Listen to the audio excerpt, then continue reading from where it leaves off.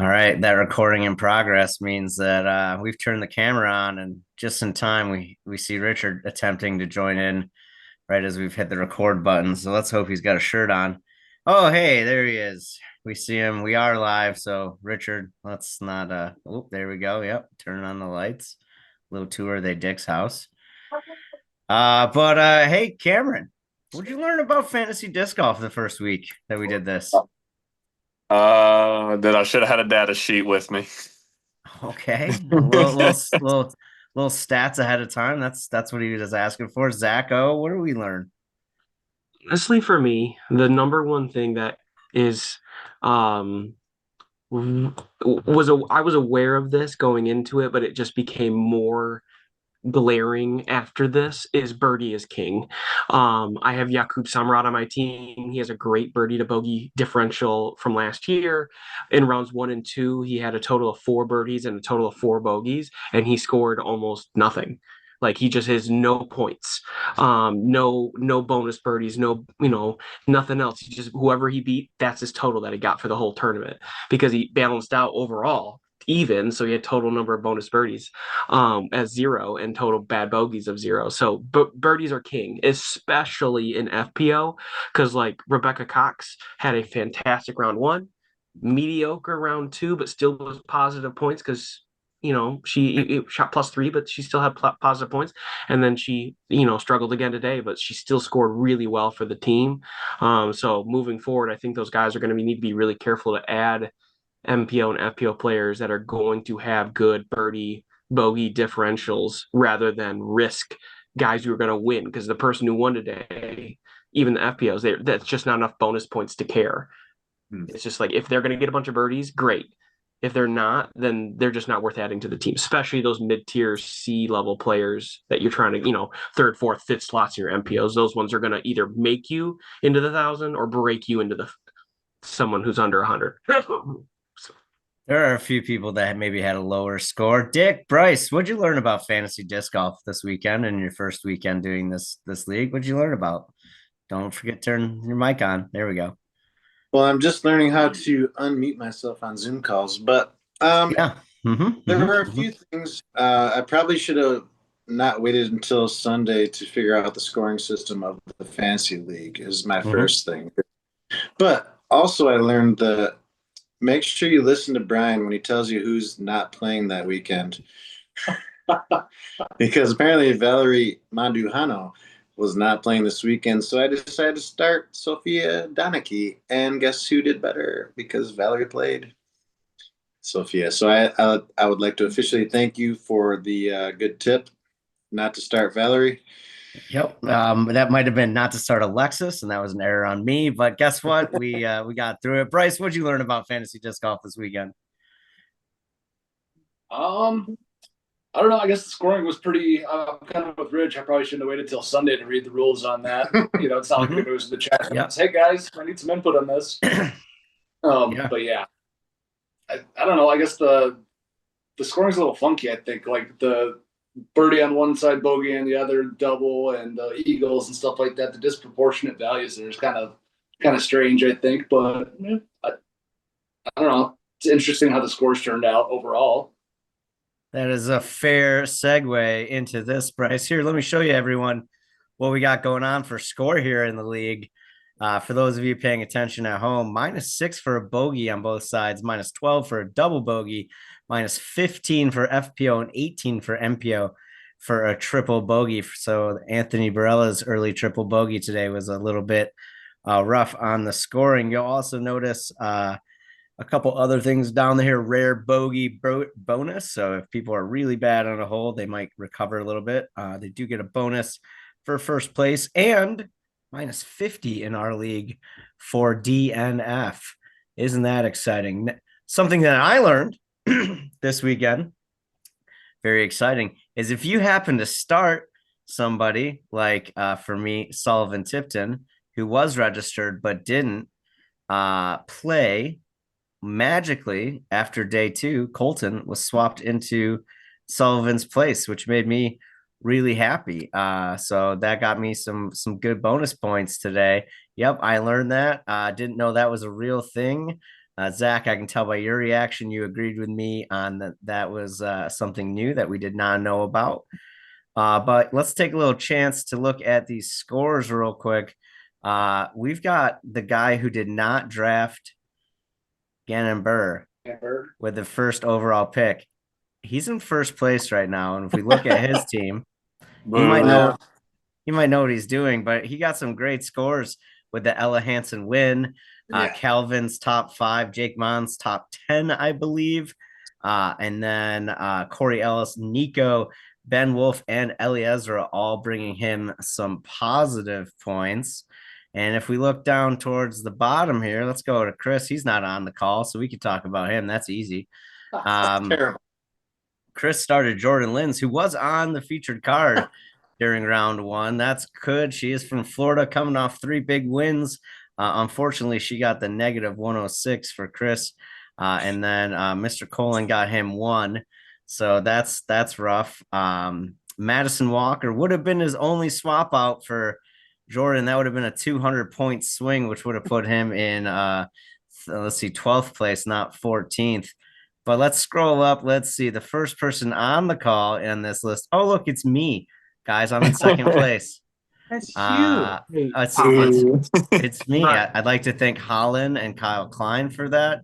And scrolling, Zach is in a solid 4th place, but 300 points behind me after the first week. Zach, Evelina was your high score, eh? Did you notice that between Ella Hansen, Holland Hanley, and Evelina Salonen, that there's a total difference of 9 points between the 3 of them? Yes. Like I'm telling you, the winner, picking the winner just isn't what matters. It's just, correct. Can you get a person who can get, birdies in the basket? Because like Evelina had a horrible day 3, horrible, like in my opinion, and she should feel really confident moving forward. Because honestly, I played horrible day 3 and I tied into a playoff. Like imagine if I make that 8-footer that I just biffed on whatever it was, hole 12. Like she wins by 1. Like that's crazy.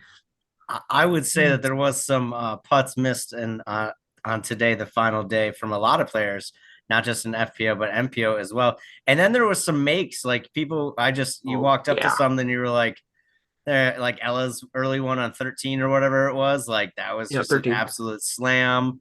And then Chris Dickerson started off hot with a couple good putts, but then kind of cooled off. Bryce, you somehow are in the top half as well, just above Weatherman Cam. You started Grady Shue, who got you 10 points, which is pretty good. But Anthony Barella got you 280 points for all of the wonderful scoring he did. He did not win, but looks like that might have been one of the higher point total scores. What's your strategy for in 2 weeks? You gonna keep the same team? You gonna try to find some new players? What's your goals here, Bryce? I'm definitely going to try and pick up some different free agents than some of the guys I have in my team, some of the girls too. And I'm not going to give in to Cameron and give up Anthony Barella. Yeah. So, but Paul got me more points than AB did. Well, let's check that out. I don't know about that. It does. Paul Macbeth got 294 points. But unfortunately, our friend Nid got you not 294 points. And auto switched her in.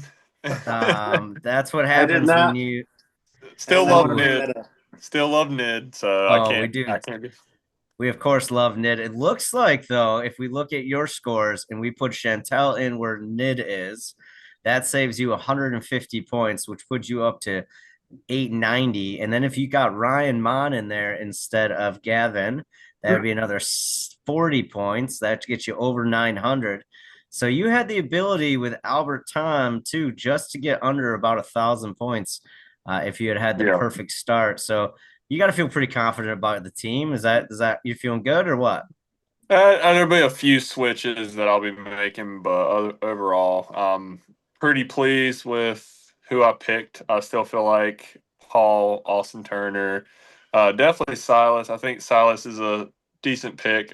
He's typically in the top 20 most of the times. I think I'm going to keep Leake. I might try to trade out some of the FPO players and see how it goes for next. Well, it's Waco's in 2 weeks? 2 weeks. Yep. So, we've got we'll have a long break, if you will. Speaking of a long break, Richard, how you feeling being middle of the pack, buddy? I was just looking at my team, and I'm pretty happy. Silva came back pretty well.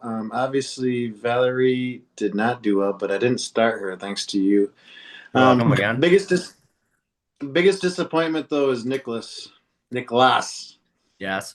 He only got me 79 points this weekend. Like I don't even know what place that is or anything else, but that's just I picked him in my first round, and he was like my fifth or sixth best player points wise this weekend. So I expect him to rebound. I expect him to do better all year. I still think he's one of the best young players in the world. So take it as it is. But also Daniel,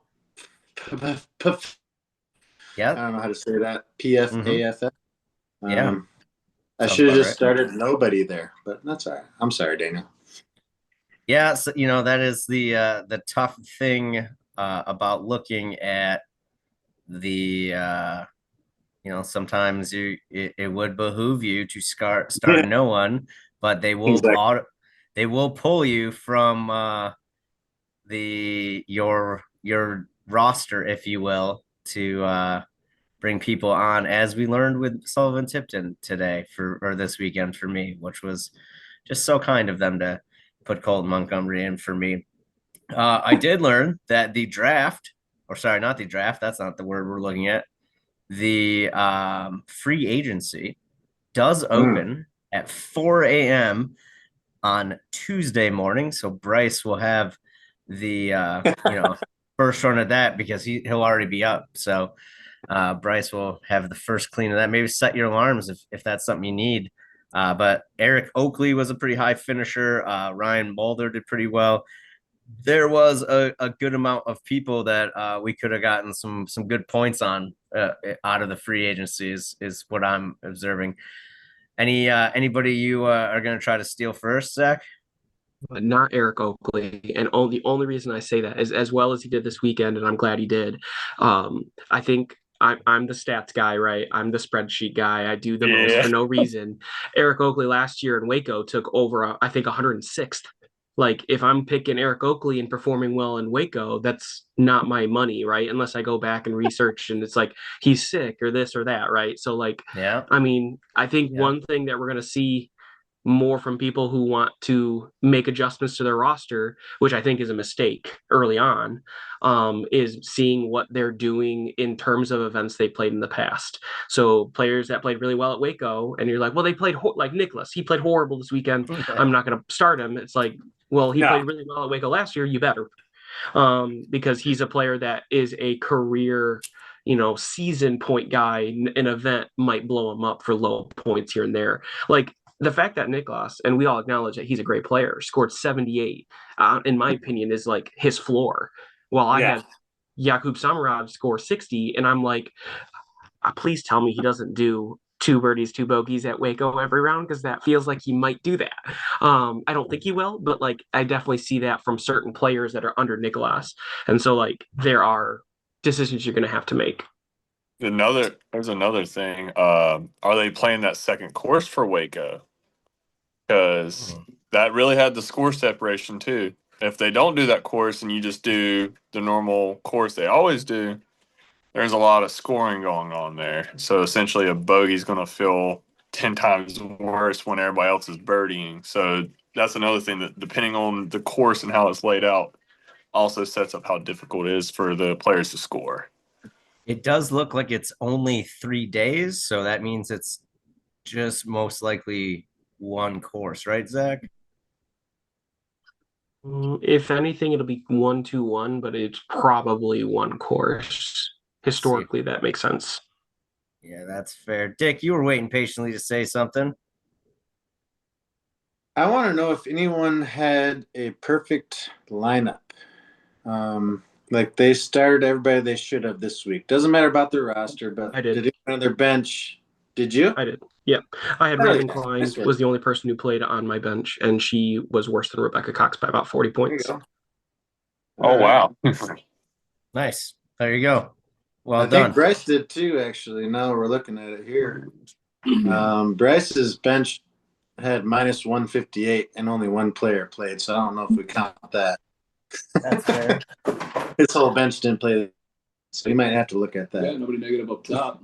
Nobody negative up top, though, for him. That's also huge. Yeah. Well, friends, we only have 2 weeks to wait until we come back in to have this conversation and talk about this. I'm sure we'll have a little bit more knowledge and ideas, at least before next time. There might be a win-loss thing that pops up after the scores go in. That's basically you versus everybody else that week. I believe that's how you get win-loss. But I'm going to look more into that, and we'll figure out all that fancy scoring. We do have a giveaway. Of course, we have a giveaway. Richard, tell him a bad joke. All right. So, how bad of a joke do you want? Not that bad. I was kidding. I'm walking back right now.